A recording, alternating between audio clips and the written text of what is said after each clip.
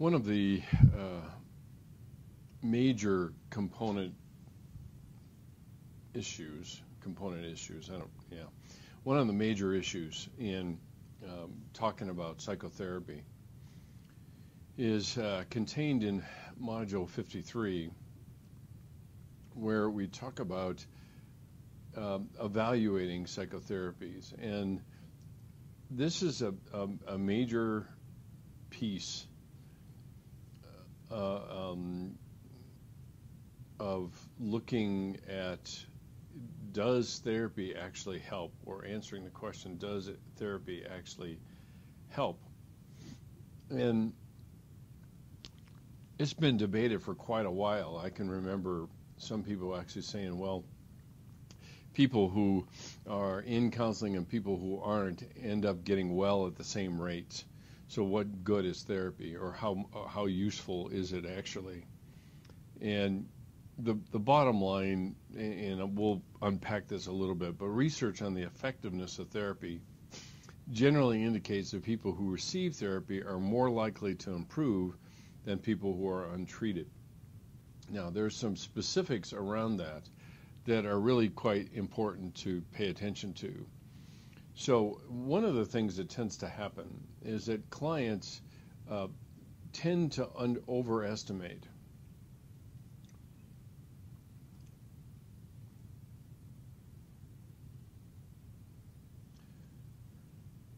the effectiveness of therapy because, well, let me back up. The answer to that, one of the answers to that is two things. Think about when they start. You know, when somebody typically comes into counseling, they are generally in a crisis. They don't come when everything is quiet. They come in when things are in trouble, or that they have reached their end and they have nowhere else to go. So they start in a state of crisis. As time goes along and the normal ebb and flow of events occur, things quiet down. And so when they leave counseling, things are quieter.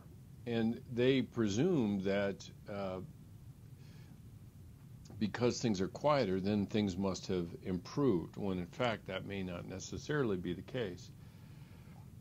So the crisis passes, and people attribute their improvement to therapy because that's what they look for as the thing that is different in their lives. And so they tend to overestimate the effectiveness of therapy. And really, in a lot of cases, another component part of this, which goes back to something we talked about before, is cognitive dissonance. And what I mean by that is that in some respects, people have to justify the outlay of money on themselves, and by doing so, they essentially say that it must have been worth it, or they wouldn't have put the money into it that they did. Another component part of that is generally clients speak positively of their therapists who have been understanding, help them to gain a new perspective. And essentially what is interesting is that research itself, in terms of behavioral changes and et cetera, research has generally not supported the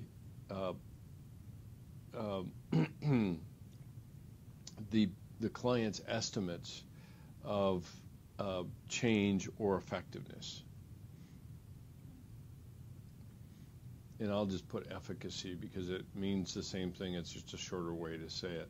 So not supported the efficacy of treatment. So what that says is when it is examined in detail by research, the efficacy of it doesn't really necessarily come out. Their change in behavior or other things have not necessarily occurred or changed as a result of that.